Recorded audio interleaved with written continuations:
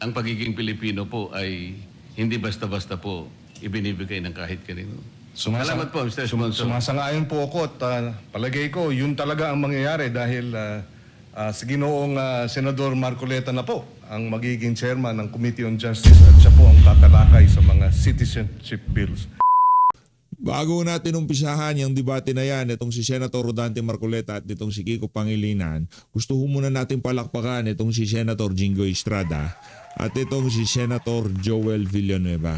Dahil hindi ho sila nagpadala sa pamumulitika noong mga adik sa Malacanang. Isang like at isang subscribe, masaya na ho tayo dyan at sa mga gusto sumali sa ating community, yung join button, nandyan lang ho sa baba. Ayun na nga, ambush interview ho dito kay Senator Jingoy Estrada. Kasunod ho nung lumabas na balita kaninang umaga na kung saan talagang hindi ho sila tatantanan ng administrasyon na to. Yung mga taga-majority talagang pauulanan ho ata talaga sila ng kaso nitong bangag administration na to. Ito kasi yung ito yung ito ho yung magiging kabayaran sa pagtayo nila para sa sambayan ng Pilipino. Yun lang ho yun mga kababayan. Ito ho ang kabayaran doon sa ginawa nilang pagboto kay Senator Alan Peter Cayetano at paninindigan na dapat marinig ang saloobin ng sambayan ng Pilipino sa 2020. Kasi pag nagkataon, nagdire-diretso yan. Noelo talaga ang kalalabasan ng sambayan ng Pilipino sa 2028. Pag pinagbigyan, pag pinalusot natin ang gustong mangyari nitong bangag administration na to. Ito ang interview nitong si Senator Jingoy Estrada. Huwag ka mag-alala sa Jingoy. Kami dito sa PH Update, marami kang kaasosasyon dito. Huwag kang mag-alala. Ito, pakinggan ho natin mga kababayan. Okay? Pagigipit ko sa iyo sa ginagawa ko na to. Ito ito para sa mga Senate reporter. Minsan ang tatalino nyo. Minsan, di ba, ay madalas pala matatalino kayo. Madalas di pa tinatanong, alam nyo na sagot. Tatanungin nyo ba naman itong nasa majority na kung saan talagang kitang-kita ang panggigipit sa kanila, tatanungin nyo sila, sa tingin nyo ho ba ang dahilan kung bakit kayo pinauulan na ng kaso ngayong mga panahon na to dahil ba sa pag-ano nyo ng ganito, ganyan? Sa tingin nyo ba panggigipit ito? Pambihirang yan. Magsialis yan kayo dyan sa Senate. Huwag kayo maging Senate reporter kung yung mga basic na tanong na ganyan. Ba't ba kailangan manggaling pa? Sa bunganga nitong si Senator, itong aming kasosasyon, itong si Senator Jingoy Estrada, na talagang yung pagigipit na yan, political persecution. Yung ginawa kay Pastor Kibuloy, yung ginawa kay dating Pangulong Rodrigo Duterte, sa lukuyang ginagawa ngayon kay Senator Bato de la Rosa, walang kaibahan yan sa ginagawa ngayon sa mga kasama nitong si Senator Alan Cayetano, na pinagtanggol lamang nila ang sambayan ng Pilipino. Di ba? Ang saligang batas dahil dito sa mga siraulo na to na gusto nilang kalikutin. Gusto nila Noel. Gusto nilang pababaan. Wala tayong pakialam. Ang bottom line dito, merong pag-uusap. Pinagpaplanuhan. Yun. This is the price that I have to pay for standing on my own principles of what I believe in. So be it. Naririnig ka ng sambayan ng Pilipino, Sen Jingoy, ha? Huwag kang mag-alala. Gusto nila ng ilabanan na naratibo. Hindi lang naman sila ang pinapanood ng sambayan ng Pilipino. Hindi lang naman ang naratibo nila ang naririnig ng ating mga kababayan, di ba? O siguro itong clip na to, pagka tinwist ito ng mga nasa mainstream media, hindi paborable sa inyo, balita sa Jingoy. Pero dahil tayo dito sa PH Update, reaction video tayo, kung ano sasabihin mo, kung ano ipapahatid mo sa mga manunood dito sa video na to, yun lang maririnig nila. Walang dagdag, walang bawas. Walang walang segue ng mga angkor nila na tila bagang nakatanggap ng maleta. Ano po ang advice ng abogado niyo ngayon, sir? Well, I have to consult my lawyers about it. Nako, Sen Jingoy. Sen, parang sunod-sunod kayo sa minority na kinakasuhan. Majority. Sa majority na kinakasuhan. Anong basa niyo po, sir? Ayun yung bala manghula. Hindi na nga kailangan manghula ng mga yan, Sen. Ang tatalino ng mga yan, di ba? Minsan di pa sila tinatanong, alam na nila sagot. Pero ngayon, tila bangang nagtatanga-tangahan, nagbubububuhan itong mga Senate reporter na to para tanongin itong si Senator Jinggoy Estrada, ano ba motibasyon sa mga kinakaharap yung kaso ngayon, ba't kayo ginigibit for longest time? Ang dami nang na-involved na pangalan, meron ng Bersamin, meron ng Romualdez. Bakit sa inyo plunder kay Romualdez? Pambihira. Nakwenta talaga itong mga Senate. Politika ba sa tingin mo, sir? Your guess is good. Para dun sa nagtanong kung politika ba yan, kung mayroong matigas-tigas na poste sa likod mo o dingding, ipukpok mo yung ulo mo dyan. Baka sakali matauhan ka. Anak-anak tao ka, tatanungin mo si Senator Jinggoy, politika ho kaya ang motibasyon. Kung may yung dingding o poste nasa likod mo, medyo matigas-tigas, ipukpok mo yung ulo mo. Di ba? Anong plano yun, sir? Anong plano, sir? Papaparlor lang kami ni Sen Jinggoy. Yun lang plano namin. Diba? Trabaho pa rin. Trabaho, siyempre. Pero tingin nyo, ano to, pag-ibig? No comment. Basta ang No comment lang. sabi na LG wala akong extension. Nakatulog ang sinasabi nila. Ang first Blue Ribbon Hearing Committee yung binunggan ni Bryce Fernandez sa House na meron ako insertion. Wala silang record na ako ay may insertion. Nako, walang record ng insertion. O, so dahil dyan, syempre, lilipat tayo dito kay Senator Joel Villanueva. Ano ito? Walang palipitan ng naratibo dito kung ano yung nangyari talaga dyan sa mga investigasyon na yan nung pinanghahawakan pa ni Ping Lacson yung mga komite na yan. Talagang ginipit ho nila, gumawa ho sila ng bala para mahawakan nila yung sa leeg itong mga senador na kagaya nitong si Senator Joel at Senator Jinggoy. Yun ho yun. Oh. Sabi ng ombudsman. Let's go. Sir, tingin nyo pang gigipit po ito, sir? Ano yun, yung 2 weeks mafa-finalize na yung plunder charge against dito kay Senator Joel Villanueva. Ano yun? Kumbaga, meron ka pang 2 weeks ha, pag-isipan mo yung mga decision mo sa buhay.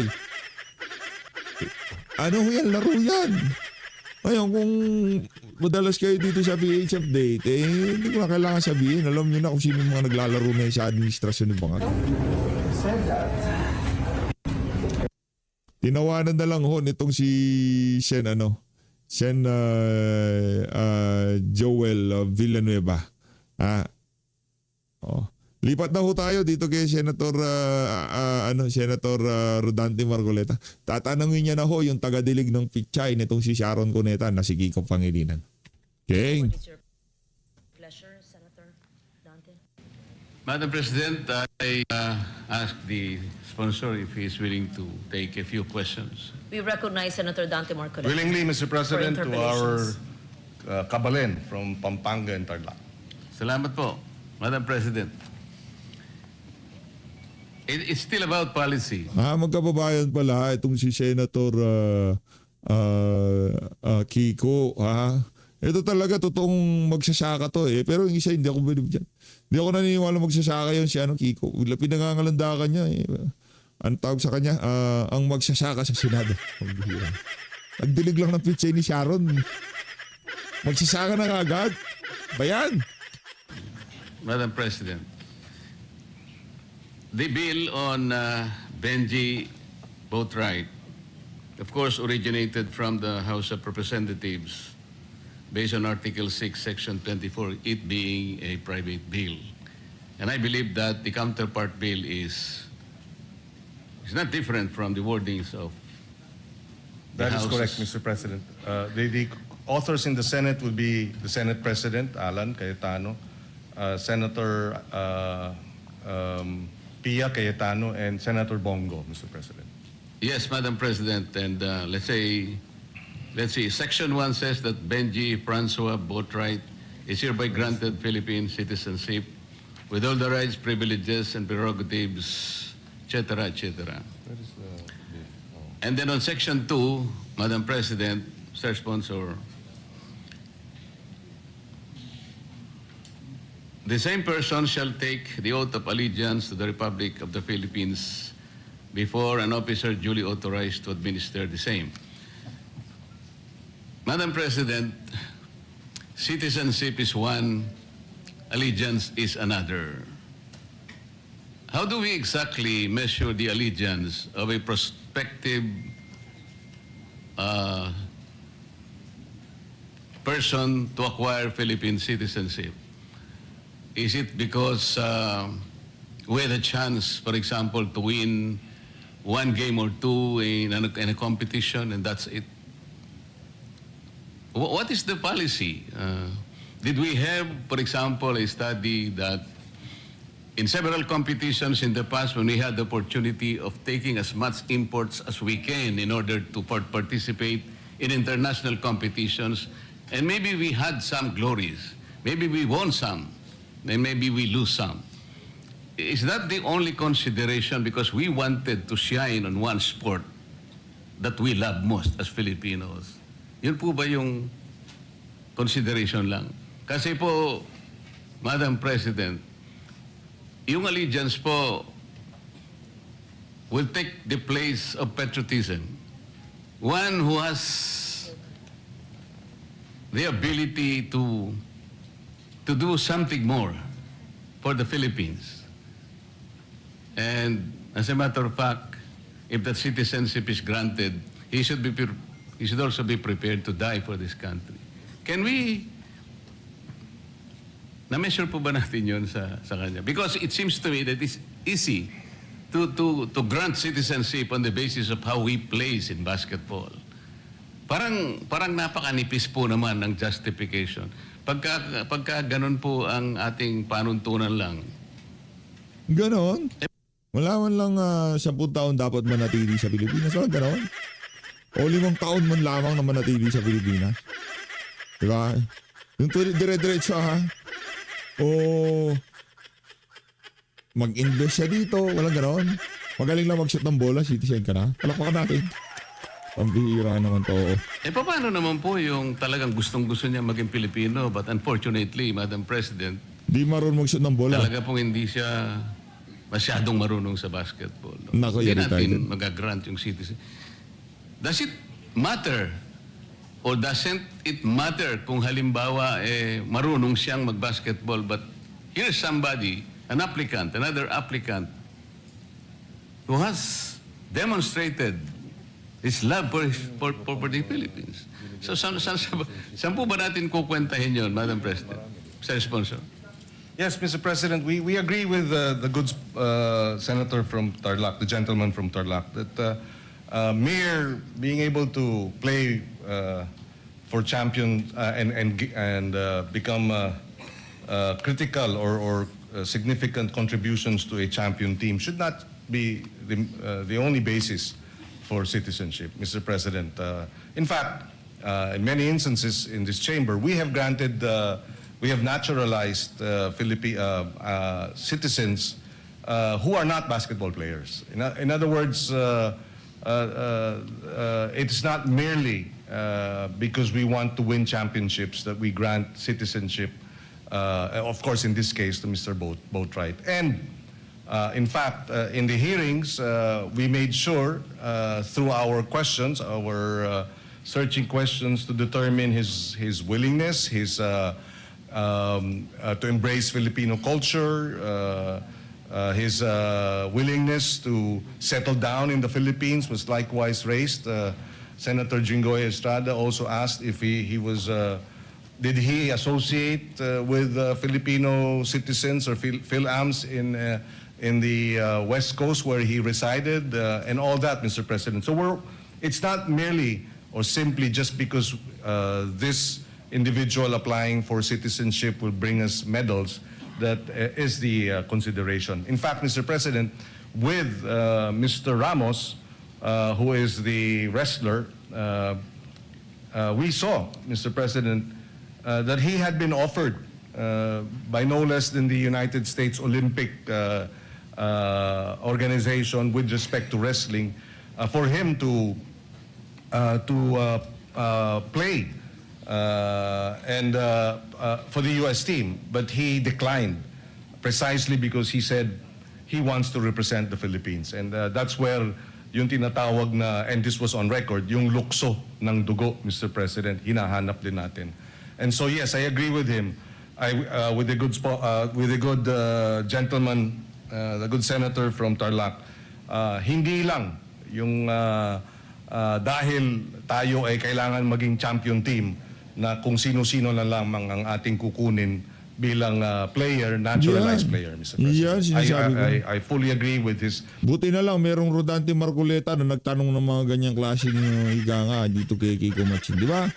Yan ang mga kalibre ng mga senador namin. Di ba? Hindi maaari yan hindi ka tatagos, boy. Oy Kiko, di ka tatagos sa senador namin, lang yaka. His definition and his distinction between Yes, ba't mo naman naaway? Wala nang ginagawa. Wala, gigigil lang ako. Ano ba? Nag-ano na eh. Nagdadabog na eh. Ayaw nga! allegiance and citizenship, Mr. President. Thank you, Madam President. Thank you for that answer. I am belaboring this, Madam President, because yung pong mga ibang naging Filipino citizen kahit hindi basketball players, ang alam ko po, when I was still in the House of Representatives, we were diligently examining the applicant kung gaano po yung kakayahan niya para embrace po yung kultura natin. Ang katotohanan nga po, nagpakita silang lahat ng mga manifestasyon at saka ng mga ebidensya, how they carried themselves, how they embrace Filipino culture. Kung ano po ba yung nagawa nila extraordinarily para sa bansa. There were special circumstances, Madam President. Kaya in most cases ay talagang pinayagan namin. Pero pagka yung maliwanag na maliwanag,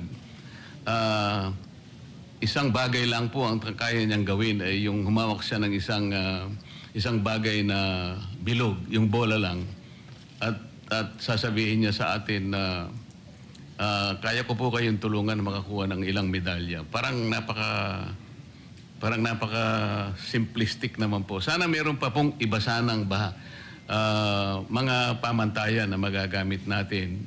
Kasi po si Mr. Ramos, ang kaibahan na niya ay ang mga magulang niya Pilipino. Ito pong isang ito, palagay ko, Amerikano po ito Mexican and African-American. Yun nga po, wala talaga siyang Pilipinong dugo. Kaya sana sa ganito po sanang mga instances, susuriin po nating mabuti para sa ganun, hindi lilitaw po na napakadali pala nating i-grant ang ating citizenship na para sa atin ay isang bagay na dapat po ay kinakailangan naman maging masinop tayo, maging mahigpit sapagkat ang pagiging Pilipino po ay hindi basta-basta po ibinibigay ng kahit kanino. Salamat po, Mr. Sponsor. Sumasang-ayon po ako at palagay ko, yun talaga ang mangyayari dahil si Ginoong Senador Marcoleta na po ang magiging chairman ng Committee on Justice at siya po ang tatalakay sa mga citizenship bills sa darating na mga araw. At maraming salamat. Thank you to the gentleman from Tarlac and Pampanga for the interpellation. Maraming salamat. Forward ho tayo. Bakbakan ho ulit ito mga kababayan. Panoorin ho natin to. Yan na, ito na. Okay na yung kay Senator Rodante Marcoleta na yung sagutan nilang dalaw nitong si Matsin, no? Rekta ho tayo dito sa bakbakan President, talaga. last May 11, Ano ito? Gera to. 2026, the distinguished gentleman from Tarlac, Pampanga, and Rizal, Senator Rodante Marcoleta, proposed an amendment to the rules of the Senate, particularly Rule 14, Ayan na. Section 41. Ayan na. Pursuant to Section 136 of our Rules of the Senate, a motion to amend the rules must be presented at least one day before its consideration.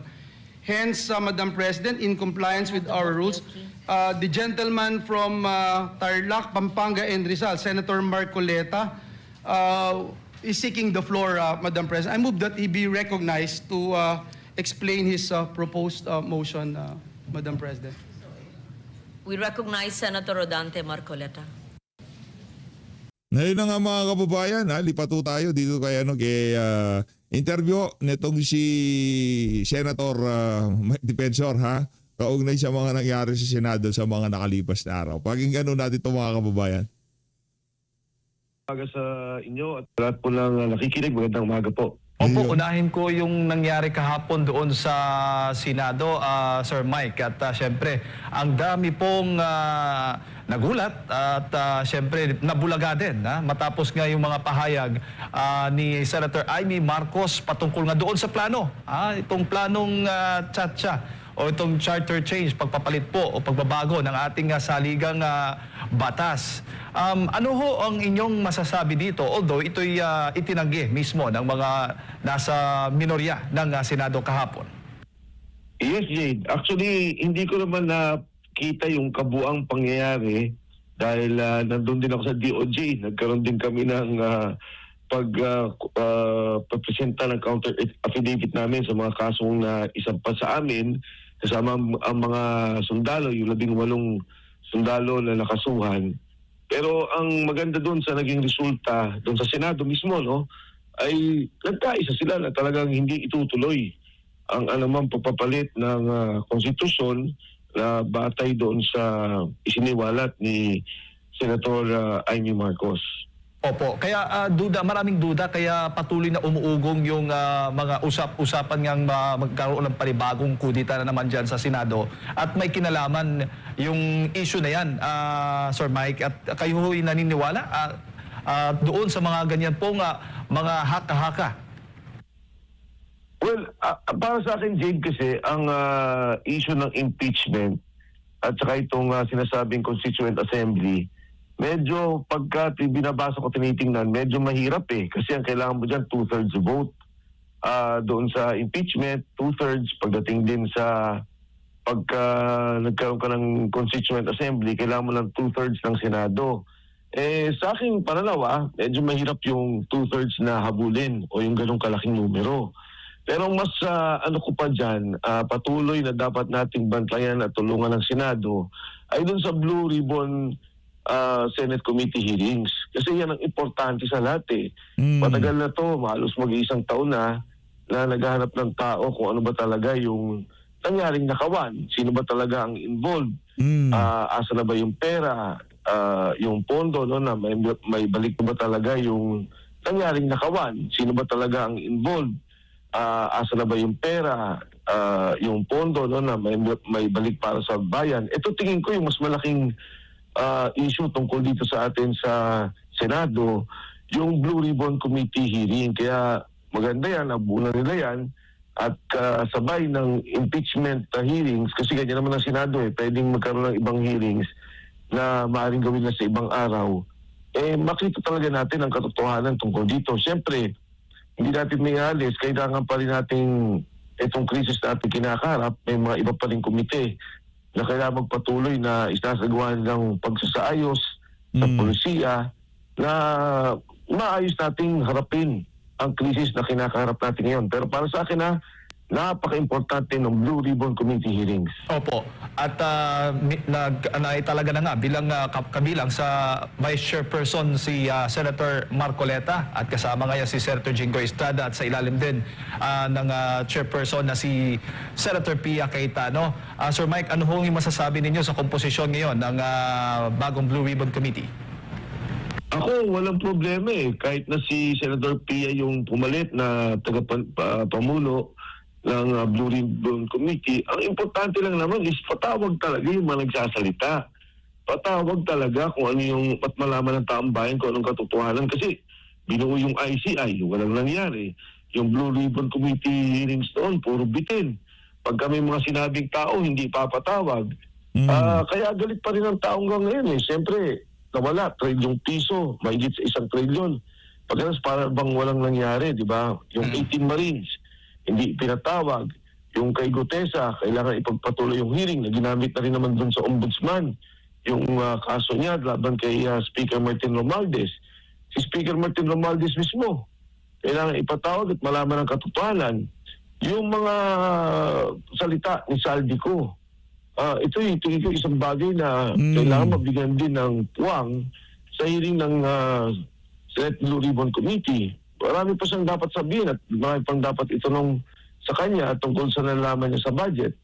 Pagkatapos yung binabanggit ni Senator Marcoleta, yung kay mismo sa talumpati ni Senator Ping, si E.S. Bersamin, Adrian Bersamin, Trajib Ulayval, si Secretary Pangandaman, si Secretary Manny Bonoan. Ito Yeah. yung mga taong hindi medyo na ilinaw yung talagang ano bang ginawa nila at ano ba nangyari sa pera.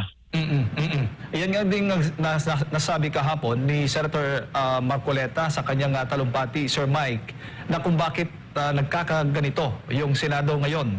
Isa na nga itong pag hindi maituloy-tuloy na investigasyon ng flood control scandal, sabi pa nga niya. Kaya nagkakagulo. Kaya ito lahat ay sa tingin mo rin ay may kinalaman kung bakit patuloy na umuugong yung pagpapalit ng liderato sa Senado. Yes, katunayan kung titingnan mo yung kwento dyan sa Blue Ribbon Committee, nung ipinresenta si Vizcaya, o bago pa ata ipinresenta, basta yung araw na yun, nagpalitan ka agad kasi maraming itinuro ka agad si Vizcaya eh. Tapos uminto ka agad at nagpalitan ng tagapamuno ng Blue Ribbon Committee hearing. Tapos ang tagal na awan yan. Diba? Hanggang sa ngayon, yung partial report. Yan talaga ang malaking bagay na talagang nakaka-apekto sa liderato ng Senate. Isipin nyo, kahit na hindi magbago ang Senate majority, hindi nila makukuha ang numero para magkaroon ng impeachment. Yan ay 16 na boto. Hindi nila makukuha yon. Kahit na hindi nagbago ang liderato ng Senado, hindi nila mabubuo ang 2/3 o 16 para magpatawag ng isang constituent assembly. Pero yung simple majority, pwede mong palitan ang Senate Blue Ribbon Committee chairmanship. At kahit pa kakasuhan itong mga ilang senador, lalo na itong halos lahat atang nasa majority ngayon sa Senado, Sir Mike, ay hindi po yan makakaapekto din sa resulta ng impeachment at bagay yung conviction sa laban nga sa kay Vice President Sara Duterte? Tama. Kasi ang mangyaring komposisyon mo pa rin is 24 eh. Bagamat nagkaroon sila ng kaso, 24 pa rin sila. Naalala niyo noon si Senator De Lima.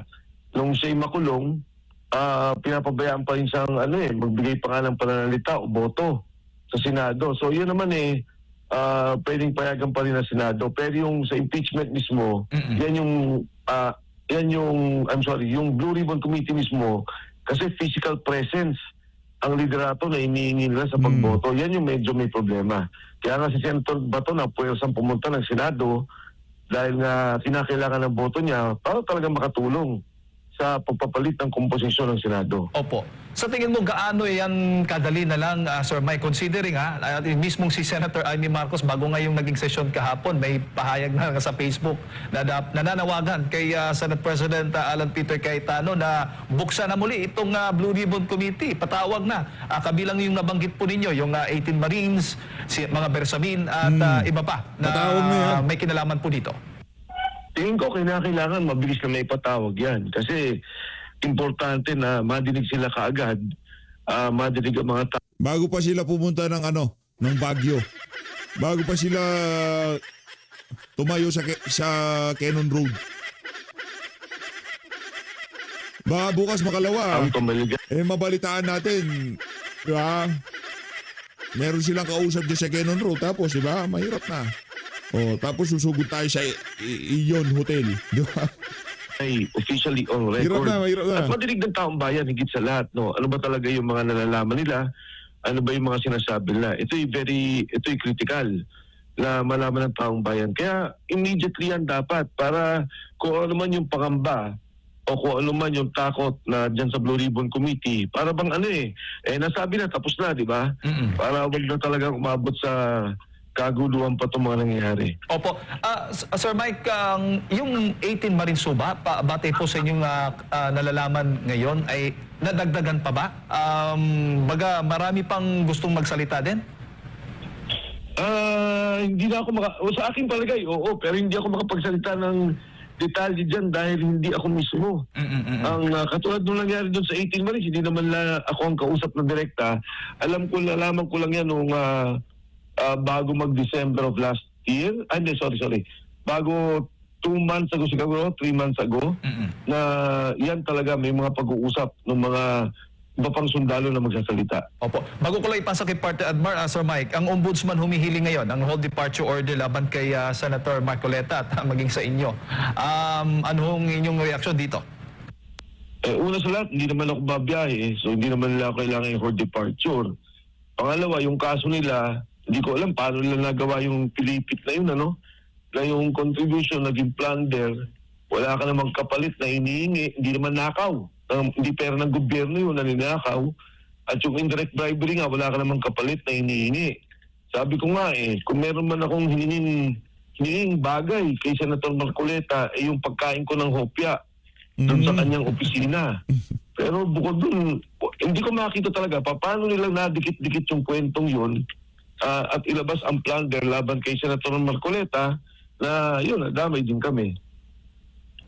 Congressman, magandang umaga. Si Admar po ito. Nabanggit mo yung dikit-dikit ng inyong pong pangalan. Tingin niyo po ba may kaugnayan itong issue sa inyo with Congressman or Senator Marcoleta dito po sa mga ganap ngayon sa kanyang pagiging kritiko at talagang nais na niyang maumpisahan itong investigasyon dyan po sa flood control muli?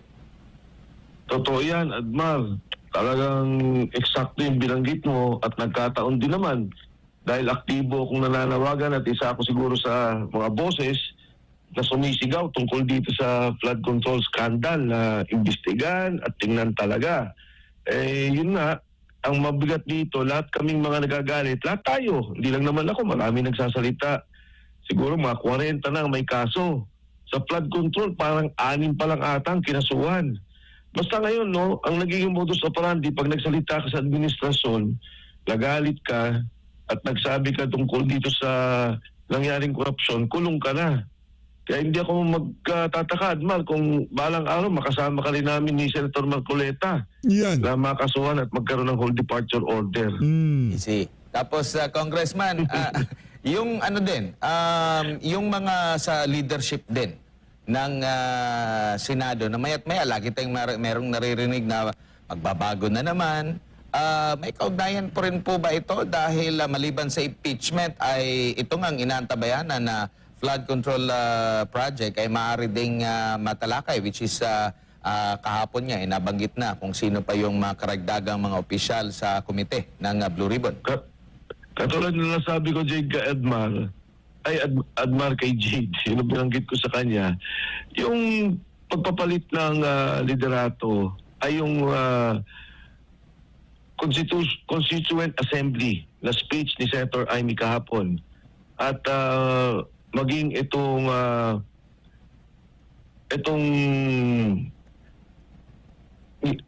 liderato ng Blue Ribbon Committee hearing, mas mahalaga sa kanila yan maging sa impeachment. Kasi yung dalawang proseso ng Constituent Assembly tsaka impeachment, kailangan niya ng 2/3 vote. Kahit na hindi magkapalit ng liderato, kahit minority pa rin ang ngayon ay majority, hindi nila makukuha yung boto may bulto na 9 ang minorya at marami pa rin sasama dyan na hindi naniniwala sa impeachment at hindi rin naniniwala sa Constituent Assembly. Pero itong Senate Blue Ribbon Committee, majority vote lang to At kung yan nga ang nagiging galit ng marami, hindi lang naman tayo, no, pati ang Iglesia ni Cristo nagsalita diyan. Ang sabi lang, humingi kami ng transparency, accountability. May mga obispo sa simbahang Katoliko nagsalita na rin diyan. Mga negosyante nagsasalita tungkol diyan. At ang iba't ibang organisasyon na sinasabi lang naman, ikulong nyo yung mga kurakot. Alamin natin ano yung katotohanan. Dahil hindi namin ito nakita sa ICI na binuo mismo ng administrasyon, ng palasyo, at ang tanging ano na lang nila, maaaring sandalan, ay ang Blue Ribbon Committee. Na parang ding gano'n din ang nangyari, pahinto-hinto. Ito lang di ba, pag-resume ng June, wala na. Parang pahinto-hinto na yung nangyari. So ito na yung inihintay ng marami na talagang malaman ang katotohanan, makulong ang dapat makulong, at kahit papano, maisauli ang pera ng bayan. Yung. Opo. Sa tingin niyo po ba, nataon lang na karamihan po sa mga nasa majority ngayon ay may kinakaharap na kaso o mga reklamo kumpara sa minority, Congressman? Hindi naman, Admar, kasi nung umpisa pa lang yan na rin yung grupo eh. Diba, yan yung mga nagsasalita, no? Biglang all of a sudden, ayun na. Paglabas ni Yusek Bernardo, itinuro na yung mga dapat ituro dito sa majority. At ngayon naman nga, bigla nilang itinulak naman yung sa ICC. Pero bagamat gano'n, nakita mo naman na inindigan yung ating mga senador, lumalaban, Senator Bato, no? Talagang grabing ginawa niya. Wala pang, ang katotohanan, yung warrant niya. Wala pa talaga. Pinipilit din talaga ng administrasyon. Ayun, inuli siya at inatake yung Senado, pero bagamat gano'n, nagpakita pa rin. At ngayon, sinasabi lang, no, si Senator Bongo naman daw, ay ilalabas na rin daw yung warrant. Talagang todong panggigipit ang nangyayari ngayon sa mga yung lumalaban. At sabi lang natin, hindi naman lumalaban sa tao, hindi naman lumalaban kay Pangulong Marcos, pero lumalaban sa korupsyon. At hinihingi natin na talagang isurrender at talagang hindi ma-isurrender, no? Para bang yung binibigay lang proteksyon sa taong mga dapat hindi proteksyonan, itigil na nila at palabasin ang katotohanan. Opo, siguro bilang panghuli na lamang po, Congressman, maliban sa flood control projects, marami pang mga issue ng korupsyon na pinupuna ngayon sa gobyerno at yung mga irregularidad, kagaya din po doon sa isinampang plunder at technical malversation laban po kay Executive Secretary Ralph Recto, iba pang opisyal, na paglipat dito sa PhilHealth, 60 billion pesos at 107 billion pesos na PIDIC funds. Billion pong pinag-uusapan po rito. Pero wala po tayong naririnig sa mga kasamahan nyo rin dati sa bababang kapulungan ng Kongreso na ito po'y mapag-uusapan. Pero ang napag-uusapan po, impeachment ni VP Sara. Na kung ihahambing nyo po yung halaga doon kumpara dito, tsaka doon sa flood control, di hamak na mas malaki po itong sa flood control at maging dito po sa paglilipat ng PhilHealth funds at PDIC funds sa Congressman.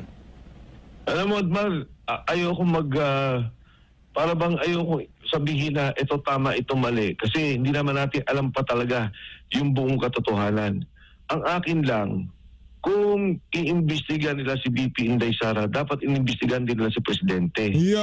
Dapat imbestigan nila yung mga departamento na may notice of suspension at saka may mga suspension, no, at cancellation dito sa Commission on Audit. At yung binanggit mo, itong issue ng nangyari sa PDIC, 107 billion, nangyari sa PhilHealth na 60 billion. Actually, sa PhilHealth, hindi lang 60 Kasi may mga direct contribution pa na 90 billion. Yun naman ay pondo ng gobyerno plus na 60 na ipunan ng PhilHealth. Dapat pantay-pantay, imbestigahan lahat. Ang hirap naman nga, pagka ito lang ang ginagawa nila, talagang halatang-halata na politika lang. At hindi doon sa kapakanan ng bayan, hindi para sa katotohanan, hindi para sa hustisya. Napakalala nung nakita natin at dumang korupsyon. Lahat naman yan ang sinasabi. Pati yung mga dating kongresista, pati yung mga dating kabinete, maging dating senador. This is the worst na nakita natin of all sa budget deliberations, sa budget allocations, and sa bidding of the different budgets. No, so ito dapat imbestigahan sana ng buo ng Kongreso. Kung ano man yung katotohanan dito, alamin natin. Yung kay Inday Sara nga, pati yung mga hindi dapat nilang ginawa nila katulad ng pagbatawag sa AMLA. Ayun na nga mga kababayan, merong malaking nangyayari ngayon sa Senado. Kailangan na huna tapusin ito. Napakalupit na mga argumento mo, Sen Mike, ha? Lahat na sinabi mo na yan talagang on point, ika nga, di ba? So always, maraming salamat po sa pag-support sa page. Mag-ingat po kayo lahat. Mahal natin ng Pilipinas. Rekta ho tayo sa nangyayaring kaguluhan ngayon sa Senado.